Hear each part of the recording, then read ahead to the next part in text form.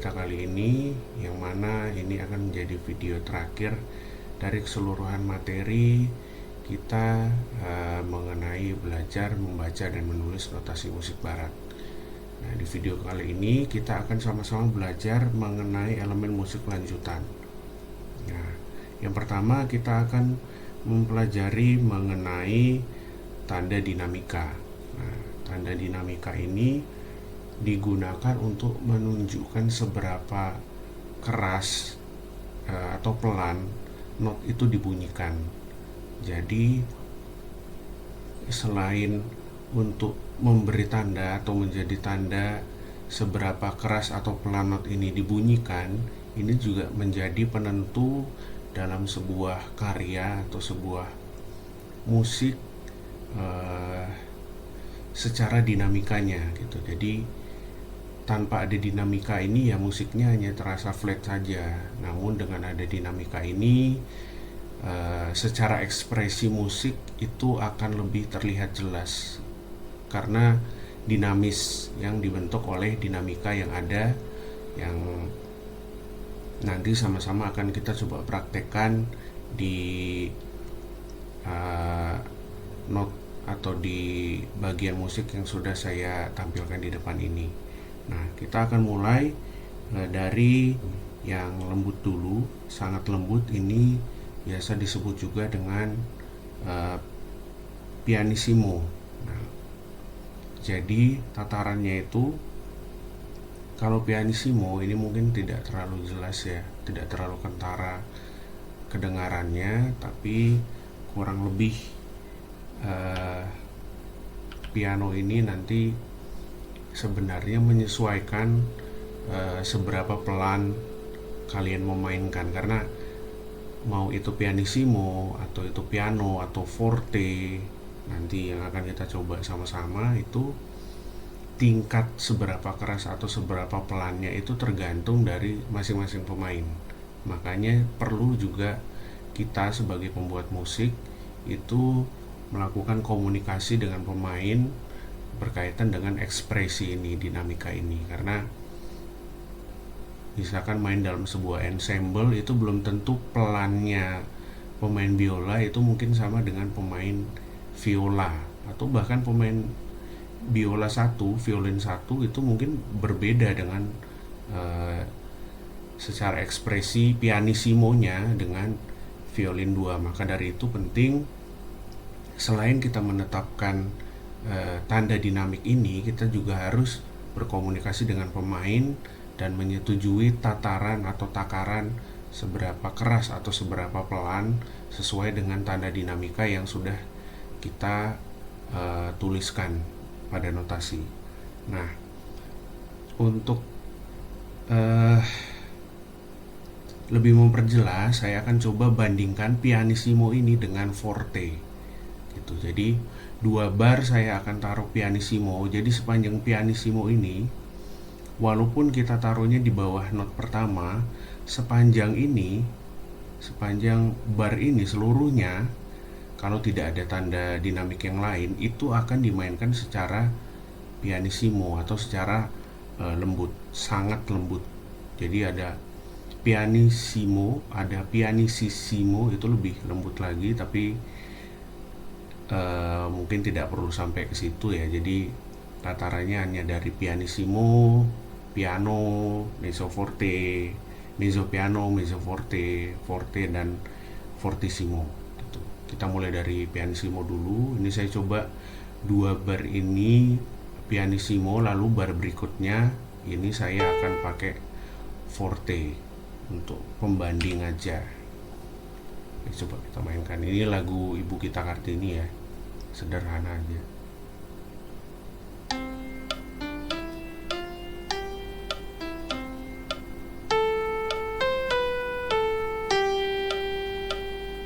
Nah, kelihatan ya sedikit kerasa bedanya karena dimulai dengan pianissimo, jadi suaranya agak lebih lembut, sedikit lebih lembut gitu. Tidak volumenya ya, secara volume itu tidak lebih kencang ketimbang yang forte. Nah, lalu selanjutnya kita naik lagi ke piano. Ini 1 tingkat di atas dari pianissimo. Jadi pianissimo ini sangat lembut, piano ini lembut. Coba kita dengarkan.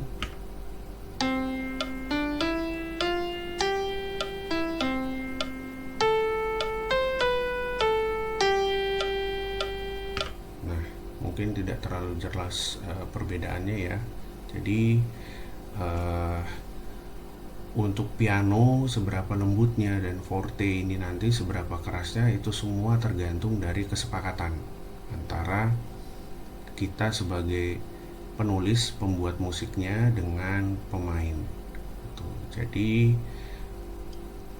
untuk lebih lanjutnya nanti teman-teman bisa coba explore sendiri, real langsung dengan pemain, khususnya pemain instrumen musik barat di sini, berkaitan dengan dinamiknya. Jadi dalam musik barat sebenarnya luas sekali untuk ekspresi dinamika ini, mulai dari seperti yang tadi saya jelaskan, mulai dari sangat-sangat lembut pianissimo itu sampai ke fortissimo. Nah itu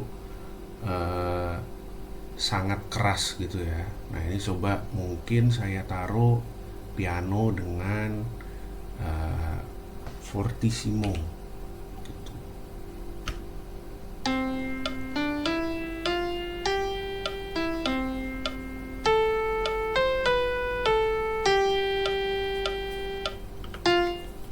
Nah, agak lebih kelihatan ya karena ini mesin ya. Jadi secara ekspresi mungkin tidak terlalu bisa membedakan, ya sudah berusaha yang terbaik gitu ya, tapi secara ekspresi ya namanya mesin tidak akan sama atau tidak akan sesuai, dan takarannya pun ya saklek gitu, tidak seperti manusia yang punya tataran atau takaran ekspresinya itu berbeda satu dengan yang lainnya dalam menginterpretasikan piano ini selembut apa, fortissimo ini sekeras apa. Itu sekali lagi nanti ditentukan juga dari kesepakatan antara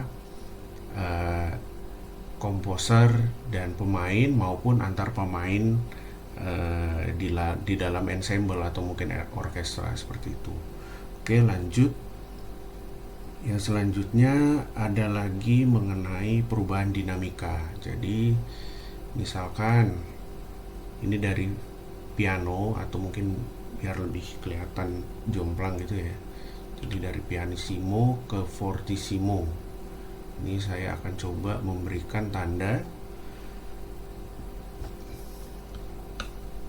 untuk dua bar ini menggunakan crescendo. Jadi kelihatan ya, ini dari pelan lama-lama mengeras gitu, atau semakin lama semakin keras. Jadi kalau piano tanpa ini, itu sepanjang dua bar ini itu dimainkan semuanya lembut, setiap nadanya itu dimainkan dengan sangat lembut.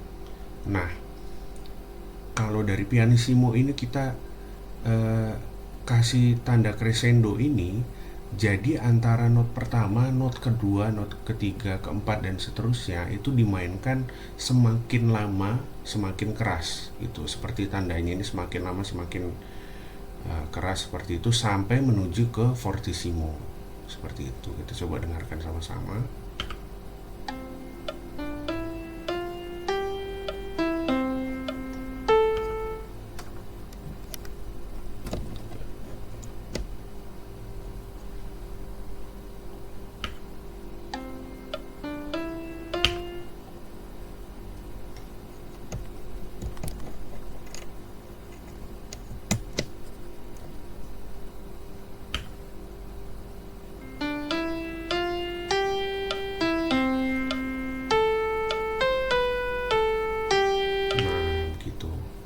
Jadi semakin lama semakin notnya berlanjut, itu dari piano lama-lama, dari pianissimo lalu ke piano mungkin ya, dari piano lalu ke mezzo piano lalu ke forte sampai sampai di tujuan ini nantinya not ini dan seterusnya itu menjadi fortissimo seperti itu. Misalkan kita tambah aja not di sini ya. Misalkan not ini menjadi, atau nggak usah, misalkan not ini kita akan taruh ekspresinya, kita akan taruh ini pianissimo. Nah, jadi antara not ini dari fortissimo ini menjadi pianissimo, sangat-sangat lembut. Nah, ini kalian bisa pilih, teman-teman nanti bisa pilih di sini ya, di notasi untuk memberikan crescendo atau decrescendo. Nah, ini kita kasih decrescendo, nanti akan mundur lama-lama dari fortissimo perlahan menjadi lembut sampai ke pianissimo gitu. Oke, kita coba ya. Mungkin ini kelebihan, kita mungkin dari sini sampai sini.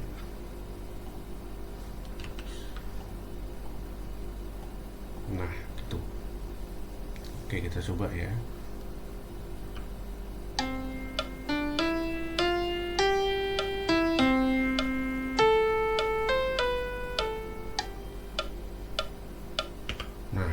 Itu jadi kelihatan gradasinya, kelihatan dinamikanya lebih ya, walaupun ini dimainkan dengan komputer ya, jadi tidak terlalu ekspresinya tidak terlalu kelihatan, tapi secara dinamika ini lebih terlihat gitu, lebih dinamis lah, tidak robot, tidak statis gitu.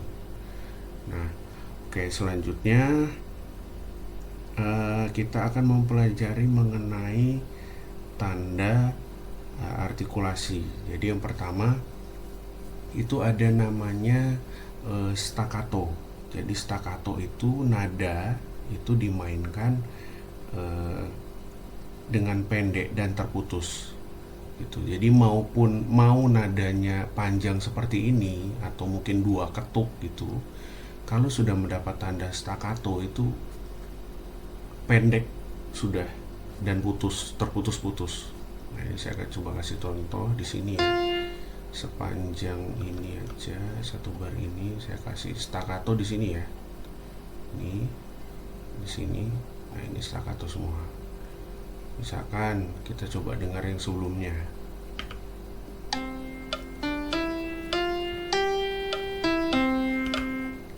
Oke, sini aja sekalian.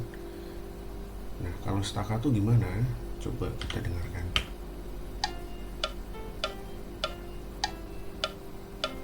Oke, karena dia masih mengikuti ini ya, jadi dinamiknya masih pianissimo, otomatis sepanjang ini pun menjadi pianissimo. Cara kembalinya gimana? Mau notnya normal lagi, ya kita kasih ekspresi lagi aja, forte misalkan. Oke, kita coba ulangi lagi.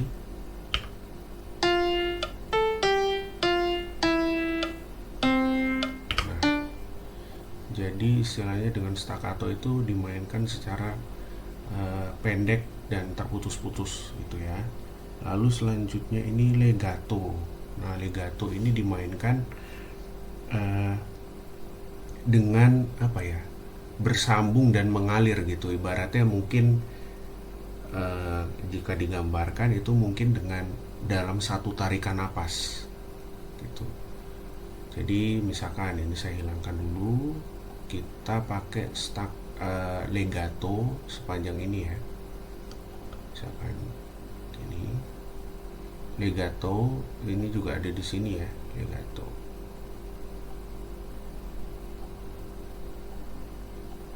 Oke, mungkin kita coba dari sini aja, slur. Nah, kita pakai slur juga di sini. Oke, bunyinya gimana? Coba.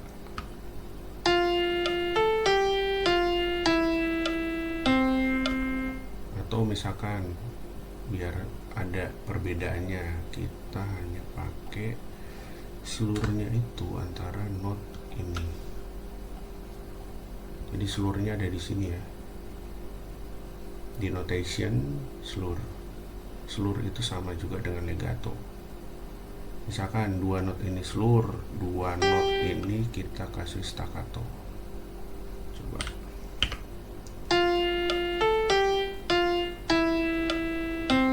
Nah, gitu. Jadi yang satu slur, legato, notnya digabung, ta, gitu itu.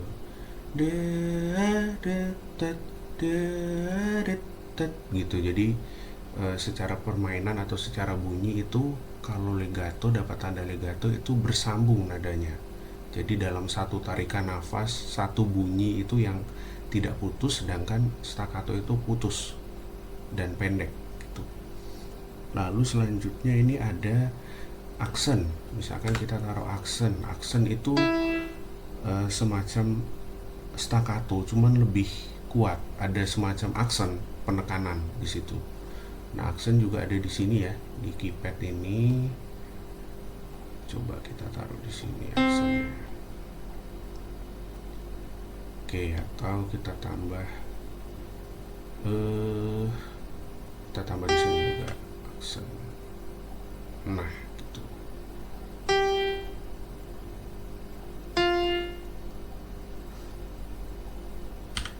Oke, kita coba.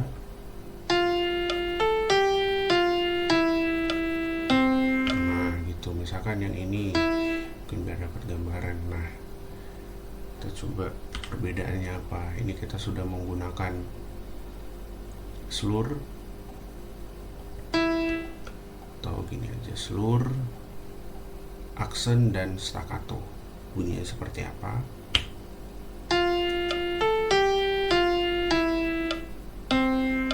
Nah, gitu ya. Jadi secara bunyi ini mungkin lebih panjang, tidak pendek seperti staccato, namun ada tekanan di situ. Jadi mungkin bisa juga di double gitu ya, kita mau putus-putus, patah-patah dengan staccato dan juga diberi penekanan dengan aksen, ini pun bisa gitu. Lalu selanjutnya kita akan membahas mengenai ornamen dasar. Nah, ini misalkan kita mau menggunakan, sebelumnya mungkin ini ya, ornamen itu ibaratnya semacam ya ornamen, kayak hiasan untuk menambah mungkin menambah estetika lagu mungkin bisa, atau mungkin kita punya bayangan, atau mungkin ini mungkin bunyinya enak dikasih semacam hiasan. Nah, menggunakan ornamen ini bisa juga memberikan sedikit warna yang agak berbeda gitu ya, tergantung kebutuhan. Sekali lagi, ini sangat bukan menjadi satu hal yang saklek, tapi nanti bisa teman-teman aplikasikan. Atau mungkin misalkan teman-teman membaca, misalkan nanti ada 1-2 not atau mungkin beberapa bar yang menggunakan ornamen. Nah, itu dengan ini itu mungkin bisa sedikit memberi gambaran. Atau juga teman-teman yang mungkin menulis komposisi dengan notasi ini mau menggunakan ya sedikit ornamen gitu ya, itu bisa aja menggunakan ini. Yang pertama itu yaitu trill. Trill itu seperti apa? Misalkan 2 not ini kita pakai trill. Coba apa bunyinya ya. Kita coba dari sini dulu.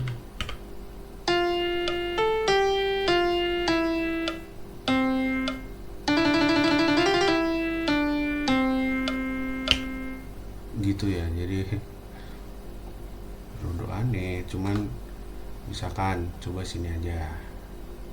Tuh, coba.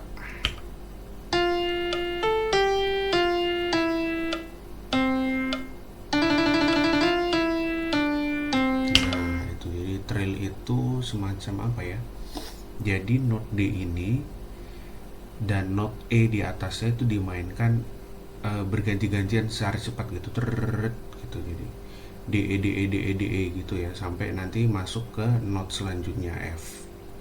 Nah, seberapa panjang ya itu bebas aja, yang penting tidak meninggalkan note F nya itu. Jadi Trill itu bunyinya kira-kira seperti itu. Nah, misalkan lagi ada teknik namanya gliss. Coba. Kalau gliss itu di piano agak susah ya. Mungkin kita bisa coba saya coba ganti instrumennya dulu kali ya. Mungkin kita coba string violin mungkin, atau bukan gini, change. Nah, coba ya misalkan nih, ganti nggak?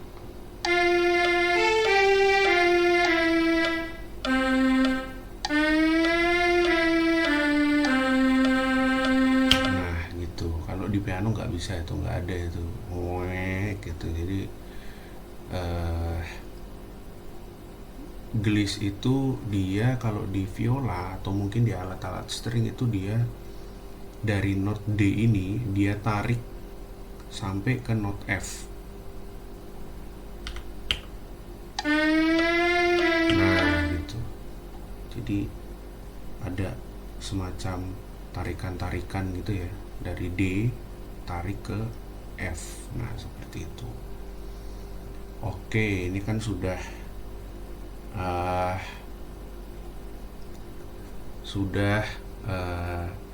ini banyak teknik ya di sini ya, yang nanti teman-teman itu bisa explore. Ornamennya trill itu juga bisa, gliss itu tadi bisa, mungkin gliss dengan bentuk wavy. Nah ini mungkin apa ya, kita coba ya.